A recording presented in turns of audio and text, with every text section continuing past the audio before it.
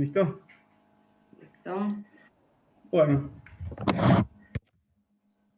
vamos a empezar un poquito con esto que me habían pedido en esta clase de sistemas de gestión, para contarles un poquito lo que era un modelo de negocio de productos tangibles, tomando como ejemplo a Arcor, que es mi lugar de trabajo, ¿no? Me presento, soy Luis Vergés, soy ingeniero en sistemas de información, soy recibido en la tecnológica de acá de la Regional Tucumán, y además soy jefe del sector de programación en la que es Arcor División Miski. Y bueno, no es específicamente la programación de software, sino programación y planificación de la producción.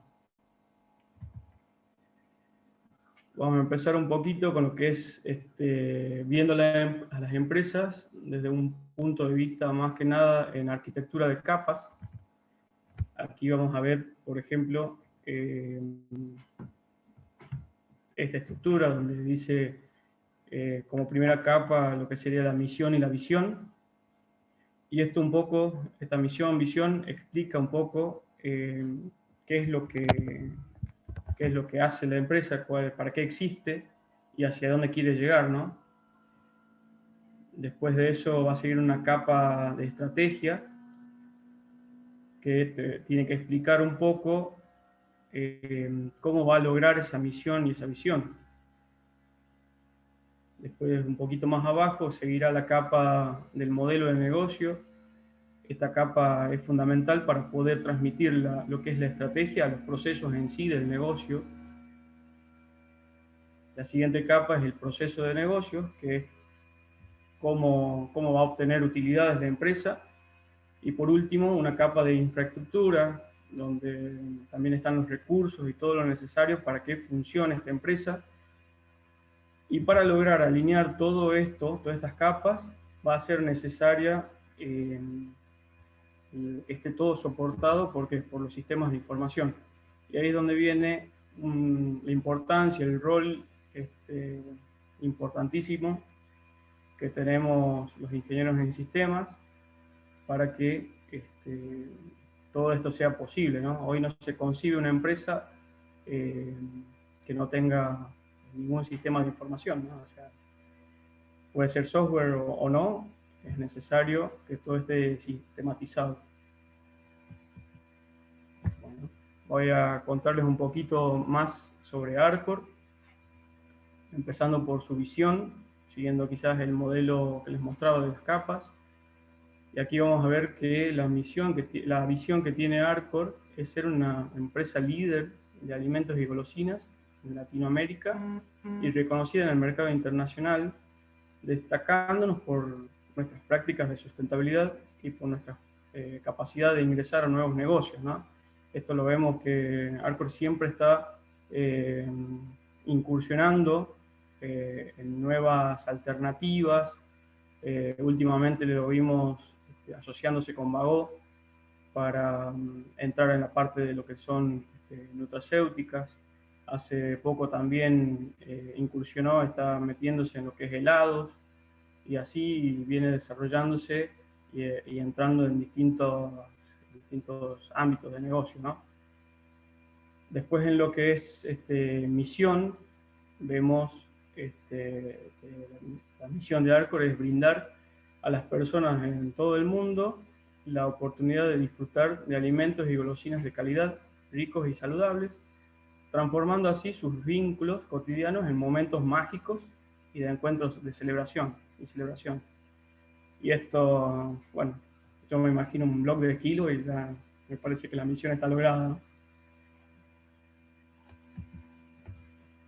Vamos a ver la siguiente capa, que era la estrategia. Aquí es cómo lograría Arcor llegar a lo que es la misión, cumplir con la misión y alcanzar sus objetivos de visión, ¿no? En esta política, Arcor establece en qué nivel quiere competir y dice: vamos a competir con los mejores del mundo. y tiene arraigada, digamos, una serie de valores que se persiguen dentro de la empresa a fin de que sea toda una competencia legal, leal y define cómo es la conducta de cada uno de los colaboradores dentro del grupo, ¿no? Y ahora les voy a hablar de lo que es el modelo de negocio de Arcor. Aquí vemos que Arcor en sí tiene tres segmentos importantes. Uno es el de consumos masivos, de alimentos de consumo masivo. El siguiente negocio es agronegocio. Y el que sigue sería el packaging. Con estos tres segmentos de negocio, lo que hace Arcor es autoabastecerse, ¿no? En gran medida, muchos de los insumos que utiliza se los autoprovee.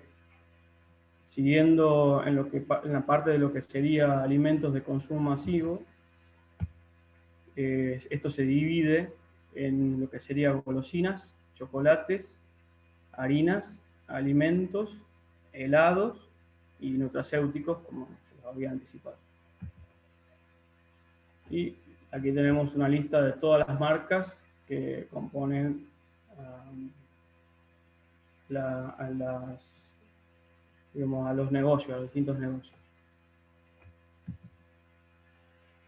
Bueno, para desarrollar todas las actividades, obviamente está todo organizado, hay un organigrama, esta sería la parte directiva, desde la presidencia hacia distintas partes de la dirección, y a su vez más abajo van a seguir gerencias de marketing, gerencias de planta, y después más abajo hasta que van a seguir los jefes de área, supervisores, colaboradores, analistas y colaboradores ya del último nivel.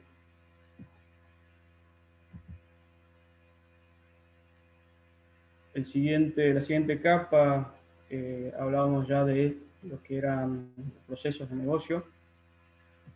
Y nos vamos a centrar en lo que es la planificación.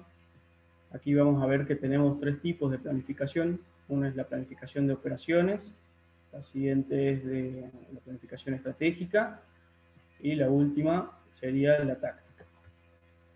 Empezando con lo que es planificación de operaciones, les voy a contar un poquito de lo que yo hago, ¿no? Estoy abocado en esta parte, donde nosotros recibimos información que proviene del área de marketing y ventas. Ellos hacen un consenso en donde se hace un pronóstico de las ventas, ¿sí? El forecast, y ese forecast se calcula también tanto para el mercado interno como para las filiales. Y además se hace un cálculo para los que son productos seasonal, de temporada, como por ejemplo Navidad, Pascua y bueno, Halloween.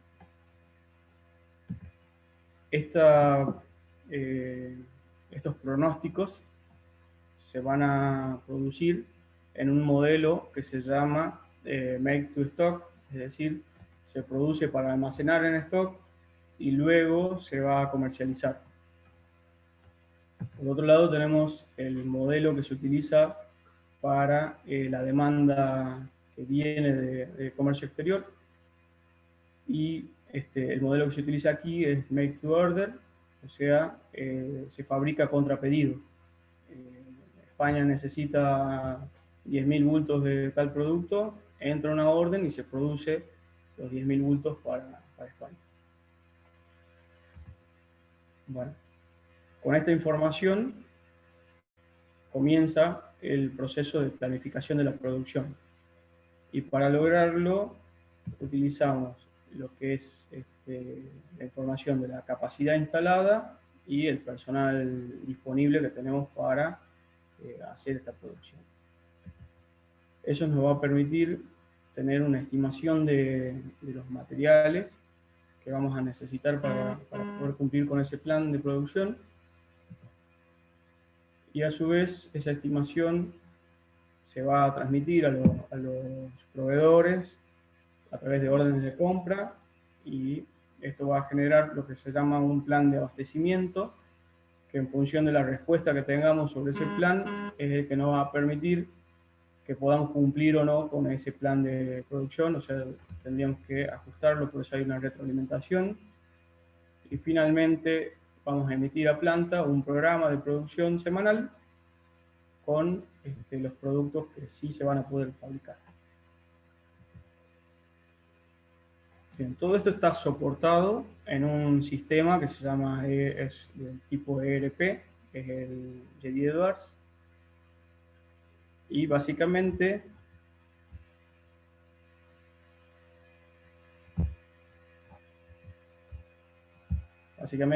lo que tenemos es lo que les contaba, todos los pedidos del cliente, ya sean pedidos directos o cómo es su comportamiento en el consumo, que va a generar pronósticos de venta, alimentan un sistema que se llama, que es un tipo DRP. Este sistema se encarga de optimizar la distribución de los productos. O sea, las distintas plantas van fabricando y este sistema lo que hace es ir generando información sobre la demanda y distribuyendo en los centros de distribución, para que a partir de ahí se entreguen a los distintos clientes en toda la red de la Argentina. A su vez, en el medio entre lo que sería DRP y el MPS, que sería el Plan Maestro de Producción, entra un archivo de planificación que, digamos, lo manejo con Excel, y en base a ese Excel, que después se lo voy a mostrar por lo menos una parte, se genera un plan maestro de producción que contiene todos los productos que se van a fabricar y en qué semana se van a fabricar y cuánto se va a fabricar. Y teniendo en cuenta esa información, más lo que sería la lista de materiales, aquí lo que hay que tener en cuenta es que los productos, para poder fabricar un producto, se necesita saber como si fuese una receta. Por ejemplo, para hacer una bolsa de caramelos o una caja con 6 bolsas de caramelo, voy a necesitar la caja, las bolsas, el papel de envoltura, el azúcar y los distintos el desagregado de artículos que se necesitan para poder cumplir con esa producción. Bueno, todo eso se hace teniendo en cuenta el plan maestro de producción, la lista de materiales y un sistema que sería el MRP, que genera ese plan de requerimientos de materiales. Es decir, toma la información de la demanda independiente. La demanda independiente sería la de productos terminados, para convertirlo en un plan de abastecimiento de demanda dependiente, que sería la de los insumos para poder fabricar esos productos terminados. Por otro lado, este MPS, junto con lo que serían rutas de fabricación, rutas de proceso, los tiempos y la necesidad de máquinas, van a generar lo que se llama plan de requerimiento de capacidad. Y con toda esta información se da soporte al proceso de fabricación en sí. Además, existen otras áreas que son las que brindan soporte hacia toda esta cadena, que sería la parte de compras, la parte de ventas, inventario, los costos, mantenimientos, todo lo que se imaginan que hay como satélites a la vuelta.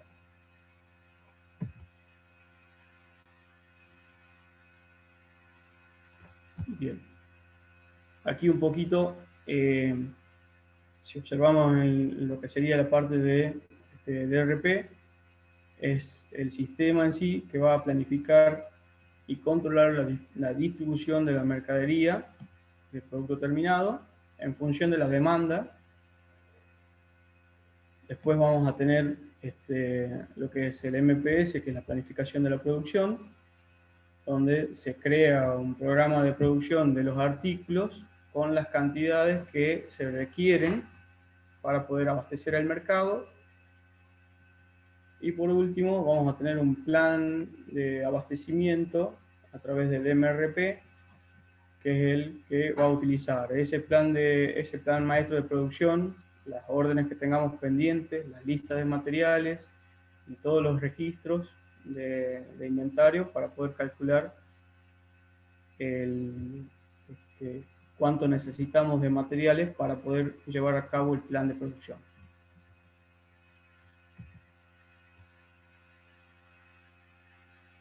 Bien, un poquito de lo que les contaba de la planificación de producción se realiza a través de un Excel, donde se baja la información primero de lo que pide el DRP. Esa información nos va a decir, por ejemplo, cuál es la demanda en cada semana. Vamos a tener en cuenta también lo que entren en órdenes para comercio exterior. Eso nos va a dar un total de necesidad de producción. Y luego vamos a tener lo que sería el plan de producción que nosotros queramos fabricar. Esta información, esto que voy cargando del plan, me va diciendo qué cantidad de personas necesito para poner en marcha esta línea, que en este caso es la de duros agrupados, cuántos días de producción necesito para hacerlo, y qué cantidad de máquinas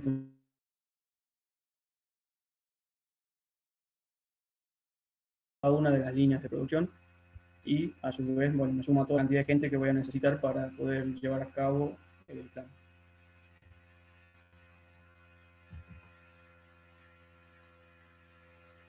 A su vez, ese plan de abastecimiento, ese plan de producción me genera este plan de abastecimiento, donde ya no tenemos productos terminados, sino los insumos, y esos insumos tienen un stock, me muestra la necesidad hacia adelante,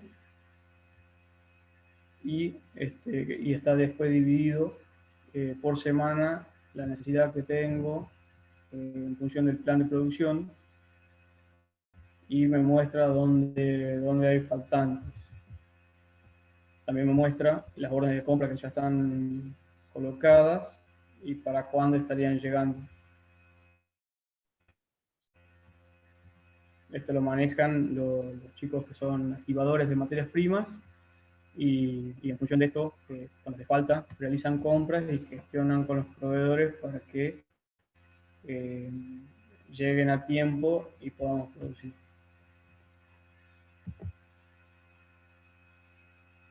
Y con esto cerraríamos lo que sería toda la cadena, ¿sí? De valor, donde están involucrados el proveedor, toda la parte de gestión del abastecimiento, producción en sí, que luego va a la parte de distribución para que llegue a manos de los clientes. Bueno, ahora hablemos un poquito de lo que sería planificación estratégica. Aquí, para llevar a cabo la planificación estratégica, se arma lo que se llama plan maestro. Este plan maestro tiene una serie de actividades, y estas actividades tienen un nivel de impacto sobre los resultados de la compañía. Por ejemplo, en los que están acá, por ejemplo, se ve lo que sería gestión sobre el nivel de servicio. Aquí vemos un indicador que es importantísimo. En el caso de lo que es nivel de servicio, se refiere a las veces que he podido cumplir hemos podido cumplir con las necesidades que tenía el mercado en función de la demanda real. O sea, si el mercado quería comprar 10.000 cajas y nosotros fabricamos 12.000, está cubierto, entonces nuestro nivel de servicio es del 100%. Ahora, si el mercado quería comprar 10.000 y nosotros fabricamos 5.000, tendríamos un nivel de servicio del 50%.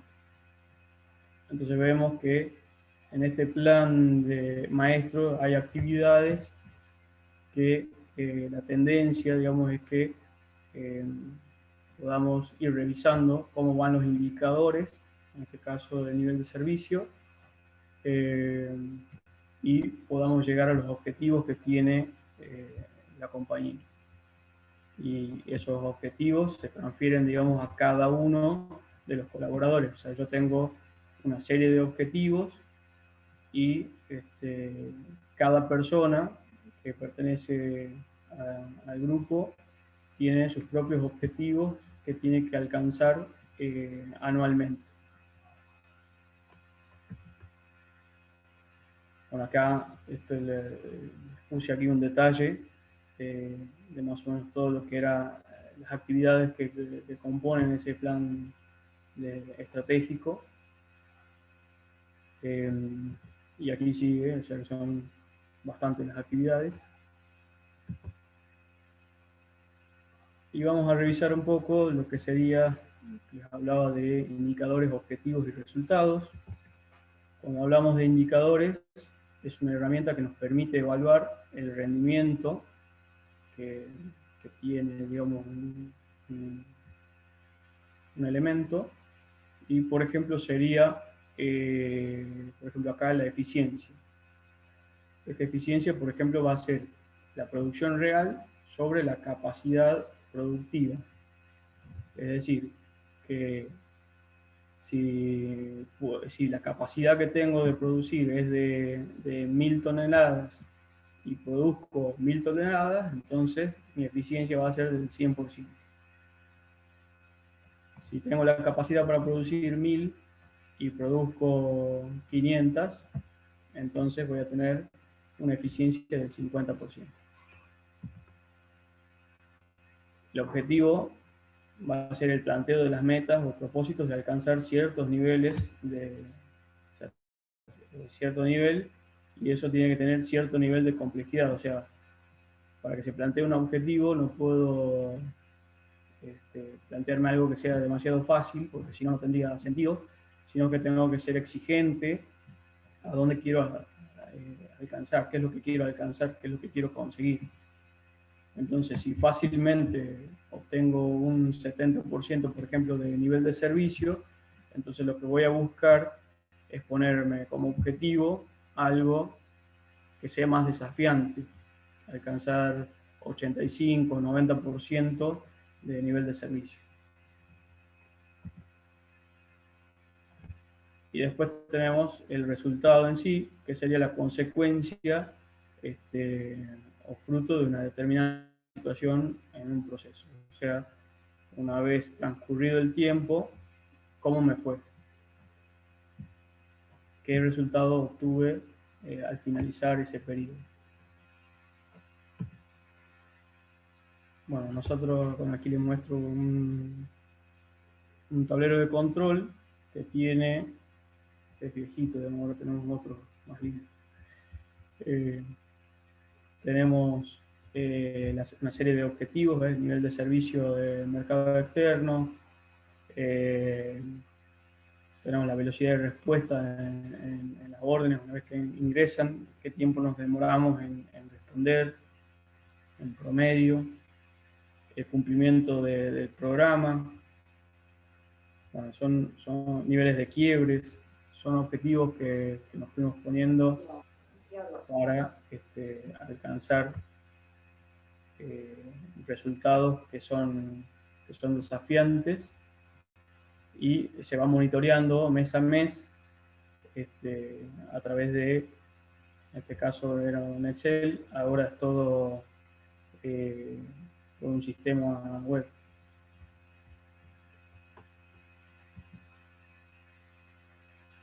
Y aquí, bueno, les voy a contar un poco lo que sería la planificación táctica, que es el proceso por el cual la empresa fija un objetivo que quiere alcanzar en un corto periodo de tiempo.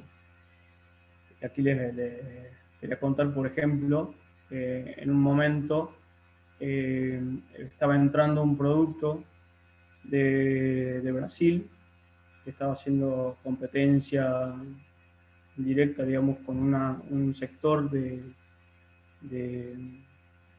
o sea, competencia directa con un producto en sí de Arcor, donde en una zona específica, porque estaba entrando en Buenos Aires, y Arcor no podía salir a bajar los precios para poder competir con ese producto porque solamente estaba afectando a una pequeña zona, digamos, de todo el área comercial y no podía tener distintos precios del mismo producto de acuerdo a la zona.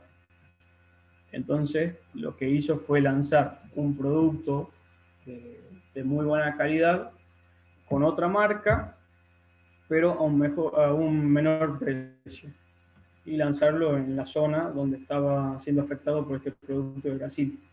Y con eso logró contrarrestar la entrada del producto, porque si no lo frenaba ahí, lo que iba a suceder es que ese producto brasilero iba a meter otros productos de la misma fábrica en Brasil, por lo cual como estrategia funcionó bastante bien porque no solo se contrarrestó este producto que venía a pelear con productos de Arcor, sino que terminó ganando una porción más del mercado sobre los productos con los que ya compite internamente.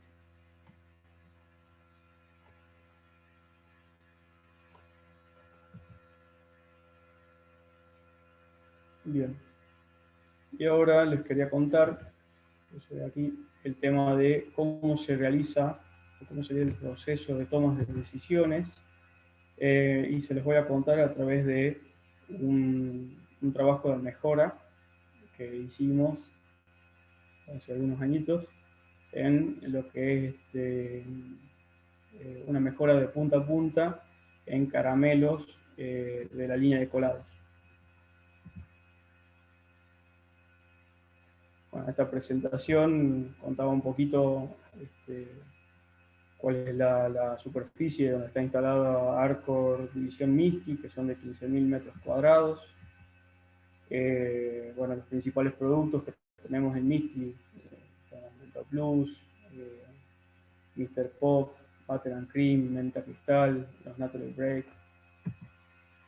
La capacidad instalada de la planta son de más de 50 toneladas anuales, 50.000 toneladas anuales, distribuidas en 18 líneas de producción y con una dotación de 577 personas entre lo que es mano de obra directa e indirecta.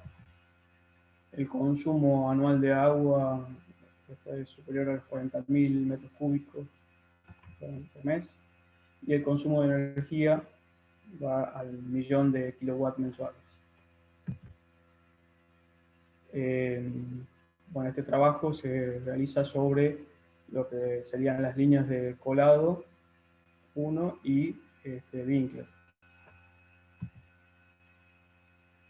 El caramelo colado es un tipo de caramelo que se genera, que se fabrica a través de como un jarabe que luego se endurece, o sea, va depositándose en unas bandejas con el moldecito y luego se endurece.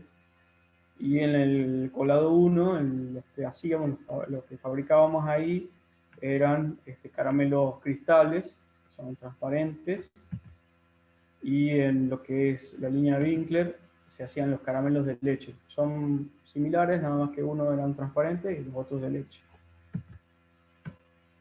La metodología que utilizamos para esta mejora es la de los 7 pasos. Y para seleccionar el tema de mejora, empezamos con lo que sería tomando el enfoque estratégico sobre la cadena de valor, tomando lo que son los lineamientos que vienen desde la dirección, y desde la dirección hacíamos foco en lo que es capital de trabajo. Y aquí viene una pregunta, bueno, si alguno quiere responder, ¿qué es el capital de trabajo, el working capital? ¿Sabrán qué es? Y soy todo oído, a ver, A ¿alguno ver, se anima? necesitamos interacción.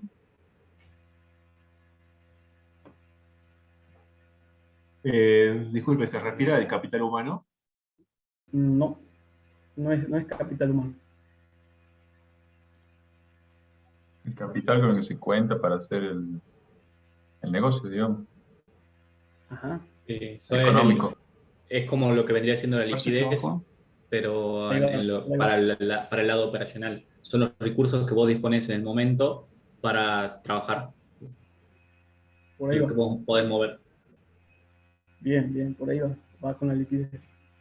Bueno, y ahora vamos a ver por qué es tan importante, muy bueno chicos, por qué es tan importante para el negocio esta parte. Y ahora vamos con esto.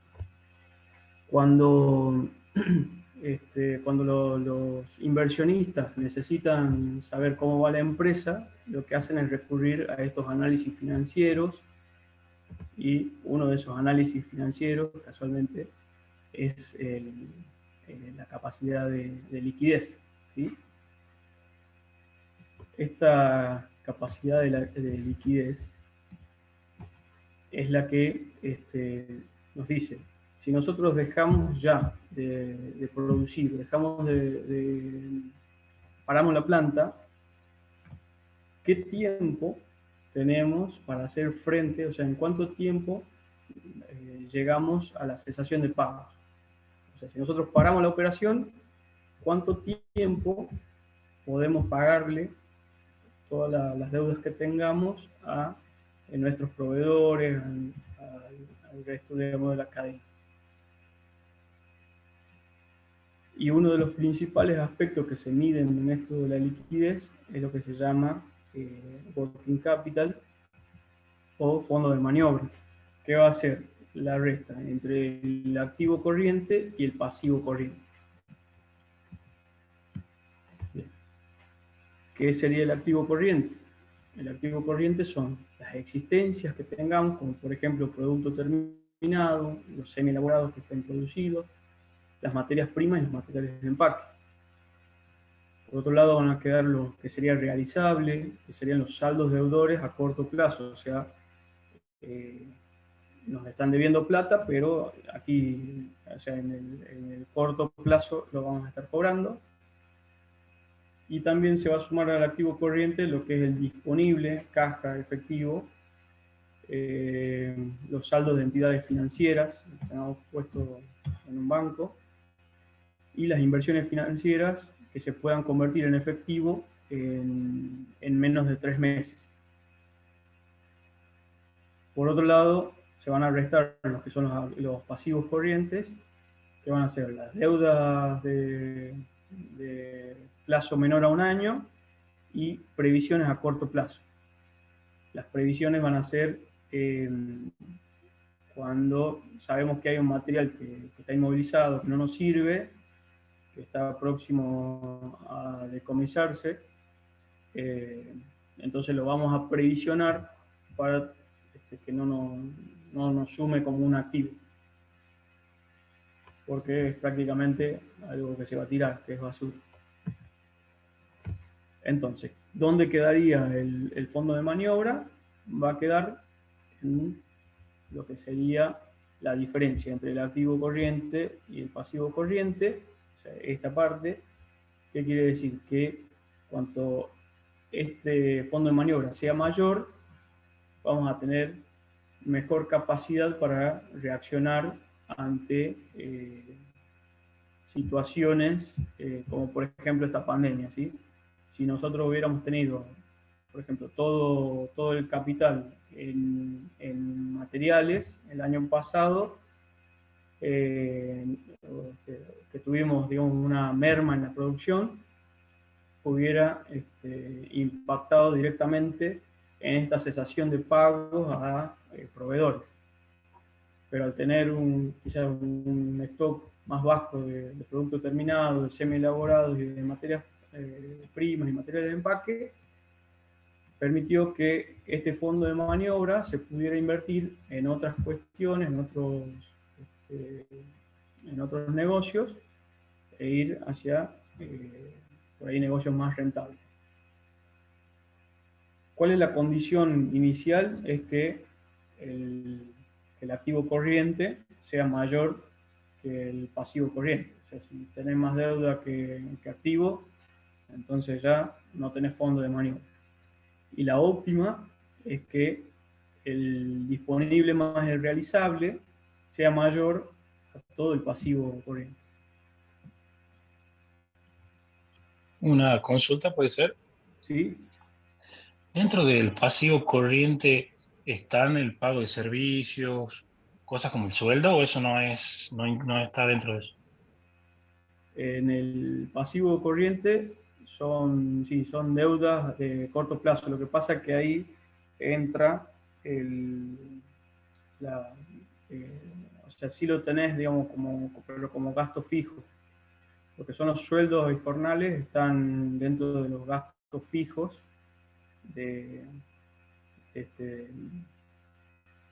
para la operación, digamos, entra en otra parte contable.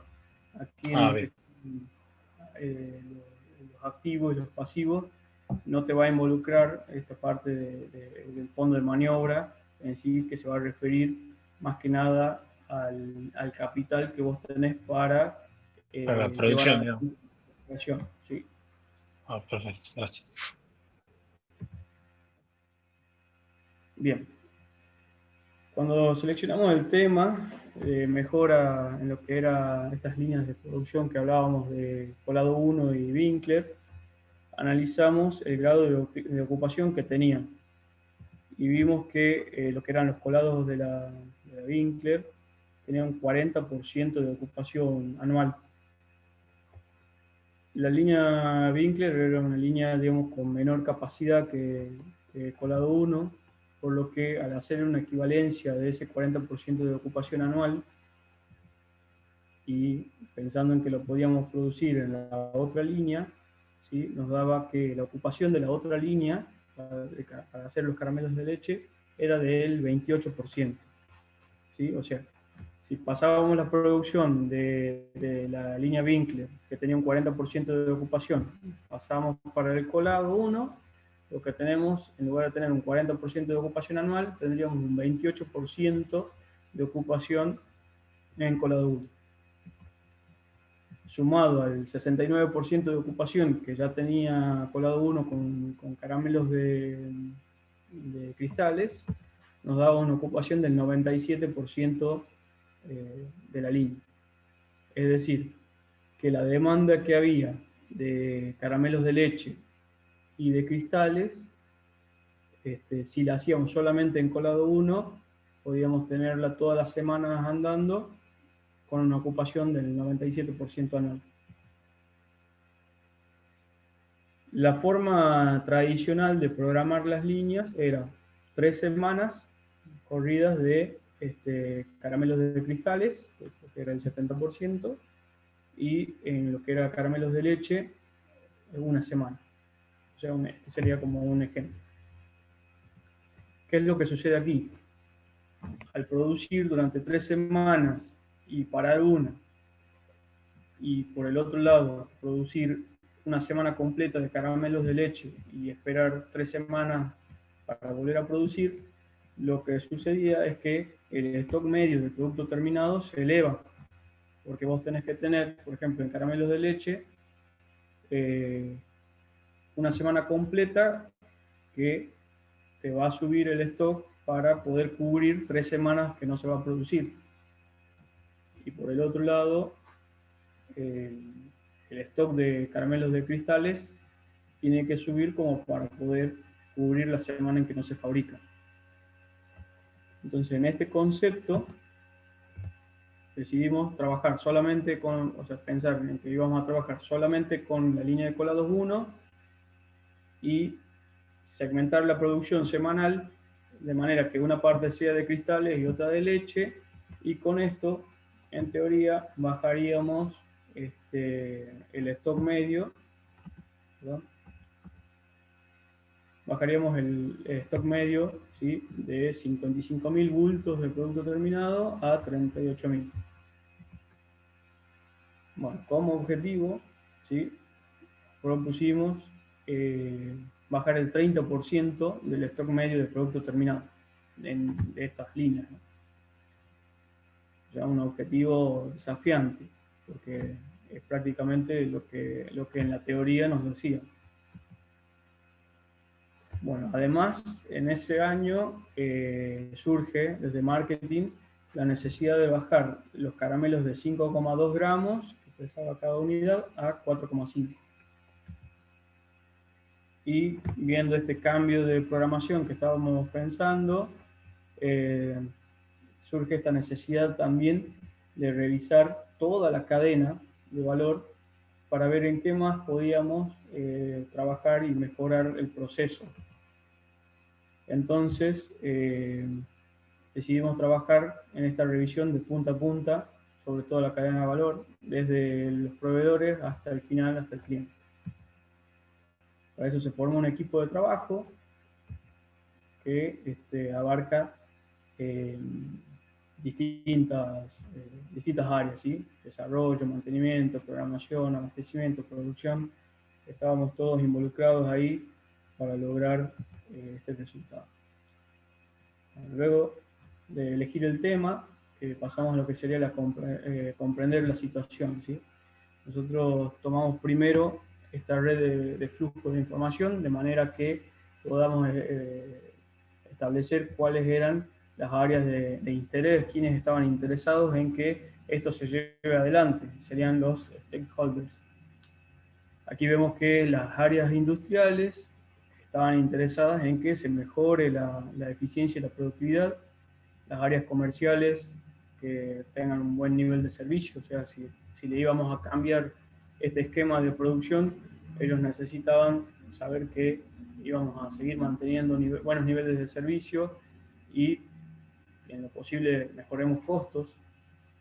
Áreas logísticas, que obviamente les interesaba que bajemos el stock medio, porque de esa manera ellos pueden ahorrarse en depósitos, y para nosotros en lo que sería abastecimiento y programación, sobre todo estaba evitar lo que es el efecto látigo, que si ven, si se imaginan un látigo, un pequeño movimiento en un extremo genera una onda expansiva hacia el final, por lo que una mala decisión al principio genera al final, por ejemplo, sobrestock o desvíos de algún tipo, ¿sí? Entonces, nosotros teníamos que controlar toda esta situación de manera que no nos afectase hacia el final de cada evento.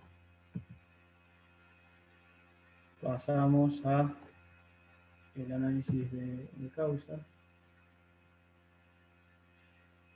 Y aquí vamos a observar lo que serían proveedores de abastecimiento, que serían los dos eslabones primarios de la cadena. Bien, lo primero que hicimos fue observar nuestra matriz de riesgo de proveedores. Esto es una matriz que de acuerdo a los insumos que tenemos y la importancia que tiene en la facturación de la empresa, te va dando cuáles son los proveedores críticos y dónde hay que hacer foco, digamos. En este caso teníamos un proveedor que se llama Minipac, que es de Colombia, o sea que este material era importado, y para poder jugar un poco mejor, digamos, tener un poco más o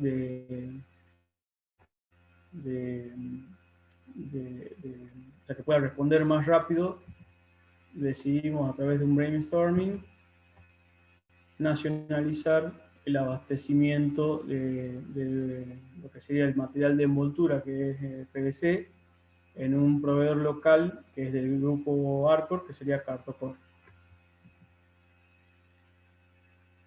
Bien, además, teniendo en cuenta que el indicador, digamos, de OTIF, que sería la entrega, el cumplimiento de entrega que tenía Cartocor, en un trabajo previo logramos mejorar ese nivel de cumplimiento, llevándolo por encima del 80%, lo cual se convertía en un proveedor más confiable y que nos permitiría estar más tranquilos en cuanto a abastecimiento y tener quizás un menor nivel de stock al ser nacional y no tener que importar. Bueno, desarrollamos un plan táctico de 4 meses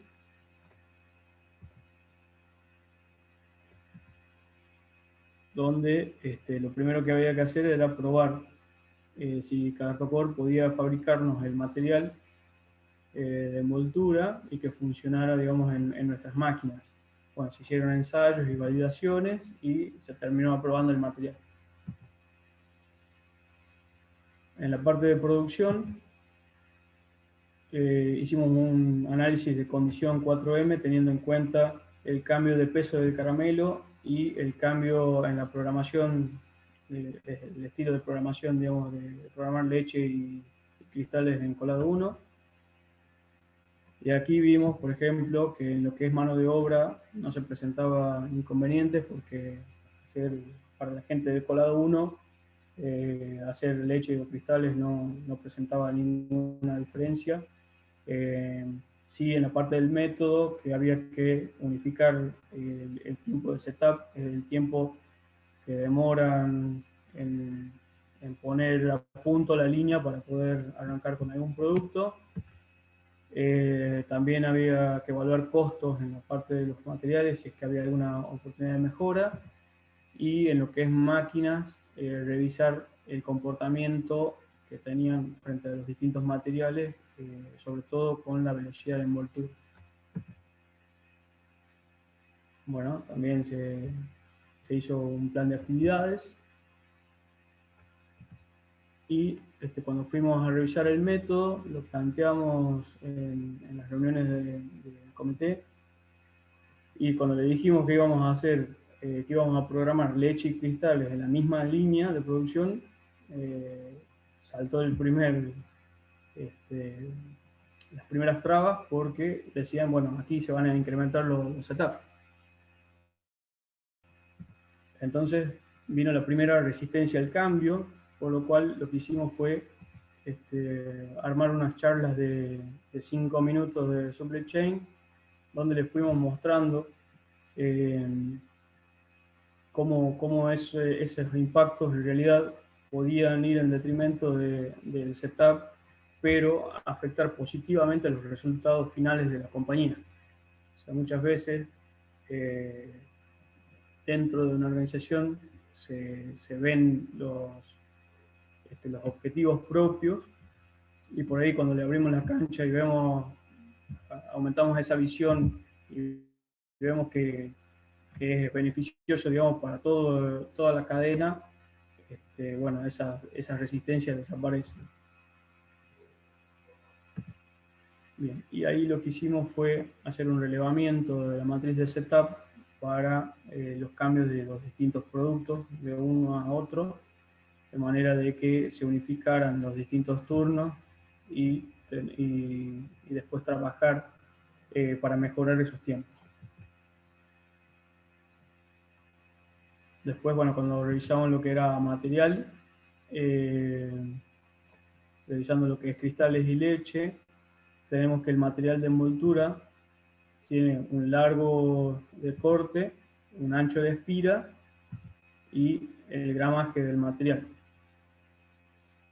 En lo que era largo de corte, es como que ya está definido por la máquina, de acuerdo a una serie de engranajes, cuál va a ser la distancia intercorte, por lo cual en el largo no podíamos trabajar.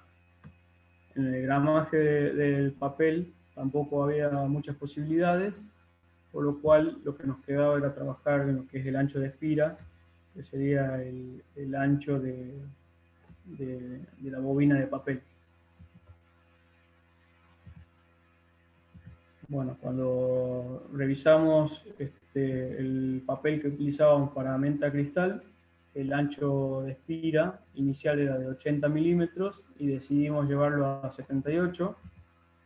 Y en lo que es caramelos de leche era de 82, porque es un caramelo más grasoso, por lo que tiene mayor movimiento, entonces tenía que ser un poquito más ancho. El inicial es 82, era 82 y lo queríamos llevar a 80 milímetros. En la revisión, bueno, esto afectaba en los cristales a 11 productos, en leche a 7 productos, con lo cual la compra anual inicial era de 127 toneladas y 60 para dulce de leche, y bajando esos 2 milímetros en cada uno, la reducción era del 8,7% en el consumo de PVC en cristales y el 5,6% en leche. Bueno, se hicieron los ensayos de validación, aprobación de los materiales, porque bueno, resultaron, se hicieron los ajustes en máquina y toda la historia para poder utilizarlos, y se logró reducirlo. Después, cuando revisamos cómo era el funcionamiento de las máquinas en la línea de la Winkler, la parte de envoltura, eran máquinas que se llaman Carle Montanari, y esas máquinas funcionaban a 500 golpes por minuto. Y en colado utilizamos otras máquinas que se llaman EK. Estas EK funcionaban a 800 golpes por minuto, pero cuando ponemos un caramelo de cristales, esas máquinas, las mismas máquinas, funcionan a 1000 golpes por minuto. Por lo cual queríamos evaluar qué posibilidades de mejoras teníamos para para lograr esos 1000 golpes por minuto en caramelos de leche. Ahí se hizo intervención en las máquinas, haciendo una modificación en las mordazas, que son las que toman el caramelito, y con eso se hizo el cambio de diseño, y logramos alcanzar los 1000 golpes por minuto. Bien, además hay una mejora en lo que es el tiempo de mantenimiento, para reemplazar las gomitas, que en lugar de utilizar 2 horas semanales, el reemplazo, por la forma que tiene una forma de cola de paloma con respecto a la anterior, entonces esta no necesitaba ningún pegamento, directamente se coloca y el tiempo de cambio se reduce en un 50%. Yendo al final de la cadena tenemos lo que es distribución y cliente. Aquí, ¿qué es lo que sucede? Que los clientes están acostumbrados a pedir un producto con un código, y cuando en este caso había un cambio de gramaje, ¿sí? Cuando pasamos de 5,2 a 4,5, el producto sí o sí tiene que cambiar de código, y esto plantea, digamos, como un riesgo de quiebre del producto, porque por ahí el cliente lo pide y piensa que no hay porque está pidiendo con un código que ya se está descontinuando. Entonces, vimos que había que tener en cuenta una serie de aspectos como la demanda del producto vigente, el alcance de materiales, los planes de producción, el stock de producto terminado, las altas de los códigos nuevos, abastecimiento de lámina nueva y la administración de pedidos. Teniendo en cuenta todo eso, fuimos desarrollando reuniones con la gente de desarrollo, marketing, trade, que sería la parte de ventas, planning y las áreas de servicio del cliente, donde, para nosotros fue importante porque era la primera vez que llegábamos desde nuestro lugar hacia el final de la cadena con las áreas estas que están interactuando directamente con los clientes. Y ahí implementamos una planilla de seguimiento para hacer esta transición. Bueno, veamos un poco cómo nos resultó hacer todo esto. Primero, teníamos el stock medio que proyectábamos era de 55.000 bultos, el objetivo era 38.500 y el real alcanzado fue de 36.500 bultos. O sea que alcanzamos a reducir el 34% del stock medio proyectado. Esto implicaba un ahorro en dólares por reducir stock de $130.000, con lo cual si tomamos el costo financiero que tenía en 2017, es decir, que era el 24%, es decir, que tenemos un ahorro genuino de $31.200. Es decir, si tomás los $130.000 de ahorro y lo invertís de acuerdo al costo financiero, te da ese ahorro de $31.200. Por otro lado, en nacionalización de PVC, mejoró la rotación del material, donde se pasaban, por ejemplo, de 73 días de cobertura a tener 21, con lo cual hay una mejora del 71%. Esto implica un ahorro de $47.500 y una ganancia en costo financiero de $11.400. En lo que es en la parte de lo que es logística, hay un ahorro también en lo que es cross-docking y fletes, dado que al no venir del exterior hay un ahorro en operadores logísticos y transporte que ronda los $5.000 anuales. Bien, después, por la reducción del ancho de espira del material, hay un ahorro de $75.800 anuales y además contribuimos a lo que es sustentabilidad del medio ambiente al eliminar o disminuir, digamos, el 7,7% de consumo de PVC. Por otro lado, hay un mejor aprovechamiento de los recursos porque pasamos de una línea de producción que tenía una capacidad de 735 kilo-hora hombre a una de 957 kilo. Es decir, tenemos una mejora del 30% por utilizar una línea con mayor capacidad. Y además hay una diferencia en la productividad porque la línea que hacía menos kilohoras, que es la Winkler, utilizaba 10 personas por turno, con lo cual la productividad de la línea es de 73 kilo hora hombre contra la productividad del colado 1 que utiliza 9, sería de 106 kilo hora hombre con una diferencia del 45%. Bien, ¿cómo influye esto?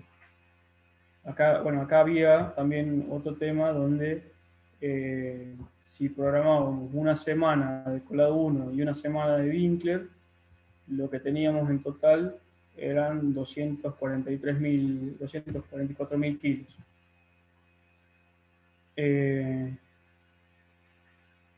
Con la reducción del 4 a 4,5 ya teníamos una disminución de los kilos de producción de la misma manera de 211.000 kilos, con lo cual por la disminución del peso del caramelo ya tenemos una pérdida de toneladas del 13%. En cambio, al hacerlo todo por una sola línea, llegamos a las casi 240 toneladas, con lo cual la disminución entre la situación inicial y hacerlo en colado 1 implica una pérdida solo del 2% en lo que sería cambio de peso. Y aquí lo que hicimos fue analizar también cuál era el punto de equilibrio entre lo que sería programar la línea, digamos, desde el arranque de leche con las 3 horas que nos lleva a poner a punto la línea de colado 1 para empezar a producir leche. Es decir, venimos produciendo, por ejemplo, hasta el día jueves con cristales, paramos, 3 horas se pone a punto para arrancar con leche y ahí continúa. O sea que se pierden, por así decirlo, 3 horas de setup. Esas 3 horas, bueno, el punto de equilibrio, digamos, en donde sale lo mismo producir en Winkler o en colado 1 es a partir de las 13 horas. O sea que si yo en una semana le pongo 13 horas de producción en colado 1, digamos, tengo el mismo beneficio, el mismo costo que hacerlo en Winkler o en colado. ¿Qué quiere decir? Que a partir de que yo siempre le programe más de 13 horas de producción de leche en colado 1, voy a estar ganando solo por capacidad de la línea. Y esto teniendo en cuenta que el promedio de programación, digamos, de leche es de 40 horas semanales, nos da un ahorro total anual de $20.000. Bueno, aquí como resumen de esta mejora, se ve que tuvo un impacto en los lineamientos estratégicos de la empresa porque trabajamos sobre el capital de trabajo. Hubo una participación interdisciplinaria de varias áreas. Después las herramientas que se utilizaron fueron las redes de flujo de información, modelos de simulación de stock, puntos de equilibrio, brainstorming, la matriz de riesgo de proveedores, un análisis 4M y las charlas de 5 minutos de supply chain. El tiempo total de implementación para lograr esta mejora fue de 6 meses y como resultado obtenido se logró superar el objetivo bajando un 34% lo que es el stock medio. Y todos los resultados económicos suman un ahorro total anual de $321.700. Y también lo de sustentabilidad, como logro de sustentabilidad, la reducción del consumo de PVC del 7,7%, que hoy prácticamente se está eliminando, se ha conseguido reemplazar casi el 100% del consumo de PVC en lo que es Arcor Niski. También teniendo en cuenta, digamos, que es una bajada de la dirección, porque Arcor está muy comprometido con el medio ambiente y el PVC es algo que tiene fecha de fin acá para nosotros en el consumo. Como estandarización, bueno, lo que se hizo fue modificar toda la especificación de materiales, desarrollar la matriz de setup, después modificar lo que eran las especificaciones técnicas de la máquina, modificar las hojas de ruta y armar, digamos, lo que es el esquema de la metodología aplicada. Y como expansión horizontal se utilizó la misma metodología para un cambio de peso en lo que es caramelos de alineamiento plus, y además se utilizó este análisis de punta a punta para una línea de jugos que se utiliza en el recreo. Bueno, hasta ahí la presentación de la mejora. No sé si les queda alguna pregunta. Yo sí tengo un par de dudas. Dale. Como primera, sería ¿de dónde partió la iniciativa de plantear esta optimización? Si partió de ustedes y qué rol cumplen ustedes dentro de la organización, o si partió de quizás un directivo buscando optimizar el proceso. Bien, desde la política de la empresa se busca siempre lo que es la mejora continua. Eh, entonces siempre, en todo momento, estamos buscando la forma de optimizar, ya sea nuestro trabajo o lo que está relacionado con nosotros, ¿sí? En mi caso, yo como planificador de producción, tenía que ver de qué manera podía hacer más óptimo mi trabajo y,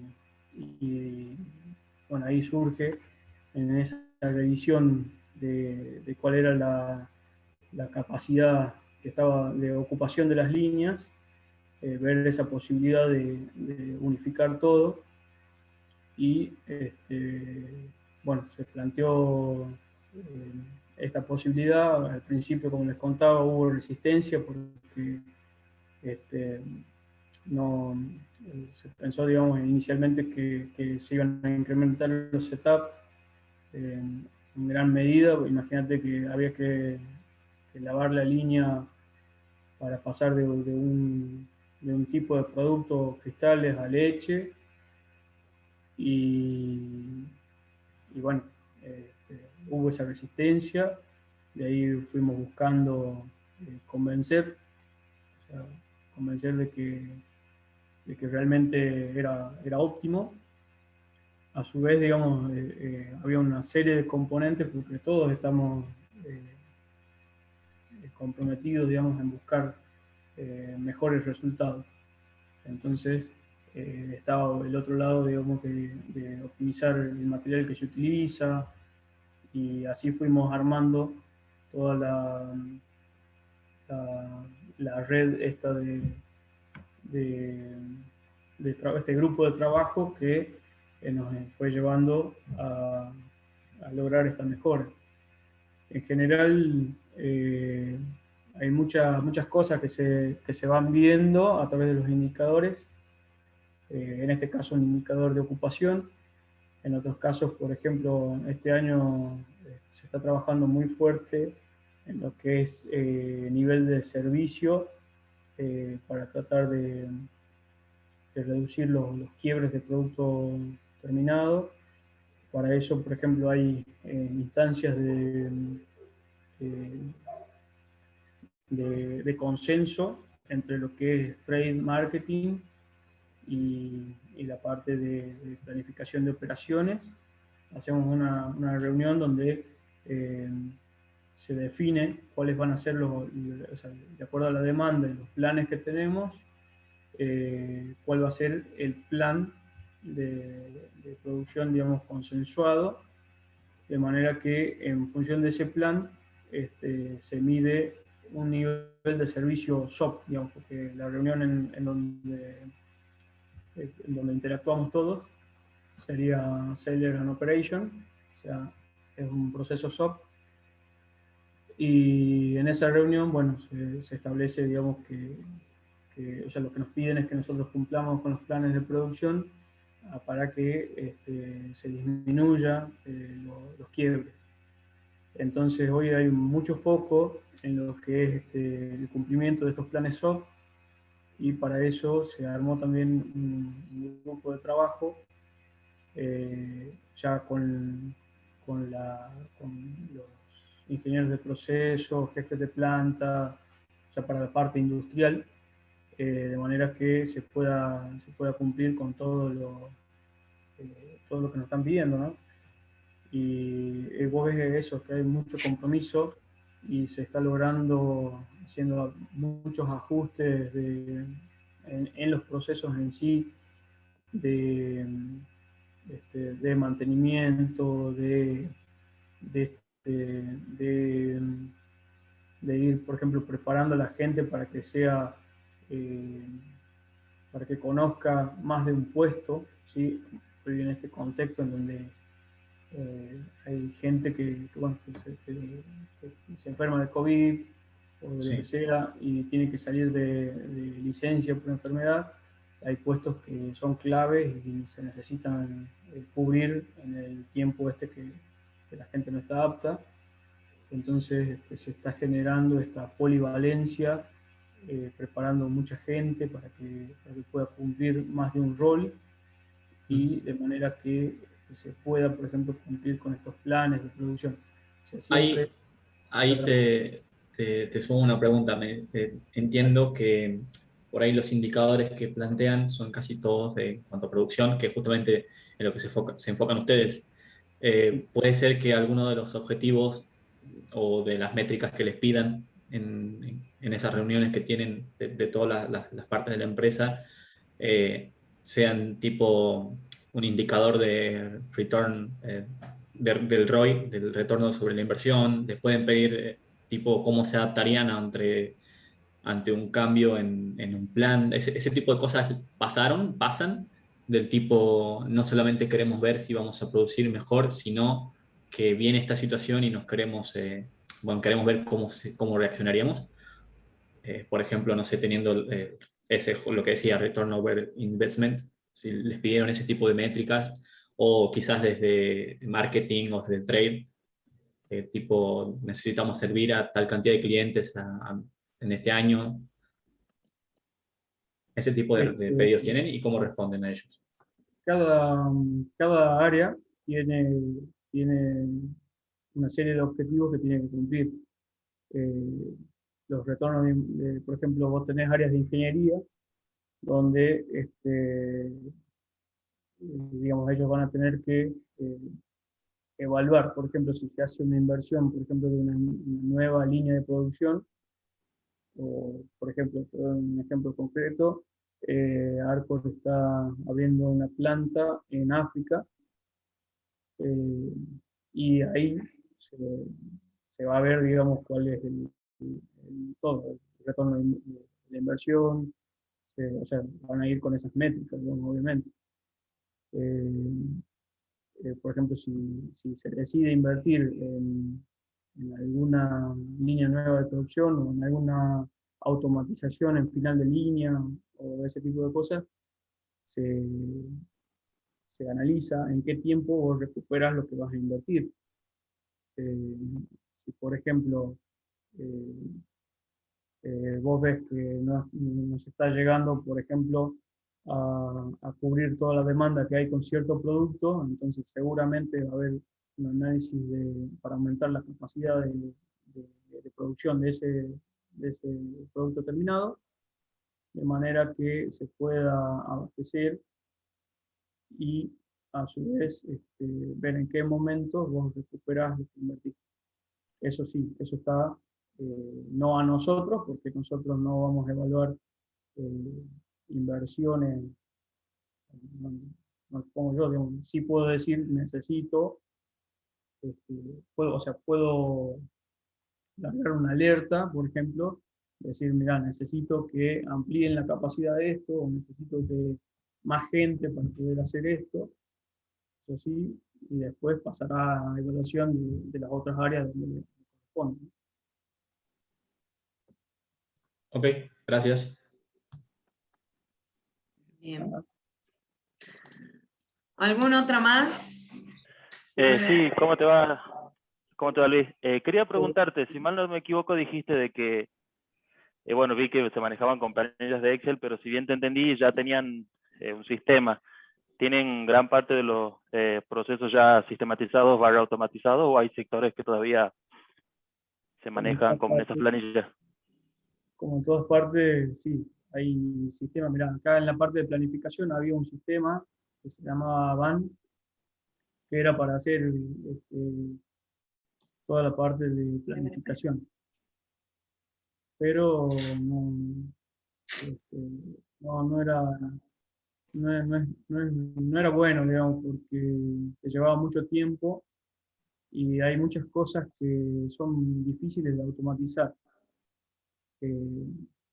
Hay muchas cosas que uno tiene en cuenta y que por ahí los sistemas se hacen más, o sea, para parametrizar algo que tenga en cuenta todo lo que tenés en tu cabeza, termina siendo muy difícil. Entonces, por ahí la herramienta que es más flexible ante este tipo de actividades termina siendo el Excel, porque vos podés eh, pincharlo como quieras, cambiar una fórmula, Entonces, para un producto lo vas a tratar de una forma y para otro de otra manera, y quizás sea un tratamiento temporal, quizás haya demanda por fuera que lo tengas que ver, porque tienen problemas para dar de alta el producto, entonces ese tipo de cosas las empezás a ver, o sea, en tu mismo Excel, pero con un tratamiento distinto.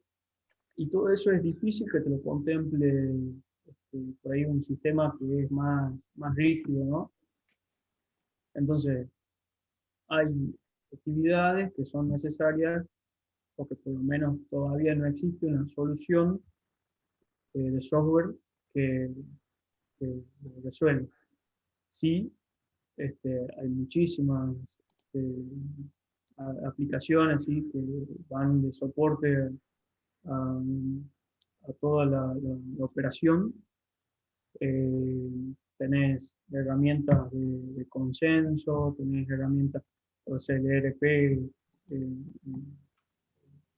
síntesis tiene todo, o sea, porque te maneja los warehouse de distribución, te maneja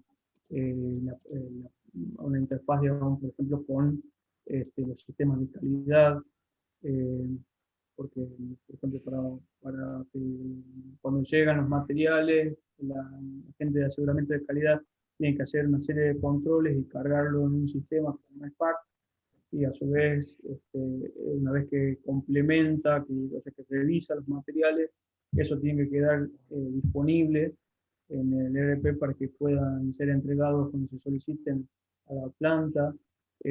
Todo el tema del sistema de picking que tienen en los depósitos se maneja por este sistema, y la verdad que está bastante, o sea, está todo sistematizado, desde la parte, estoy hablando de la parte industrial, también en la parte comercial, también en la gestión de pagos a proveedores, en la parte de cobros a clientes. O sea, la verdad que hay muchísimos sistemas y subsistemas que están dando soporte a todo lo que es Arcos, ¿no? Pero obviamente hay cosas que no las podés suplir con el sistema, que terminan siendo en un Excel, que terminan siendo por ahí a veces la herramienta más versátil.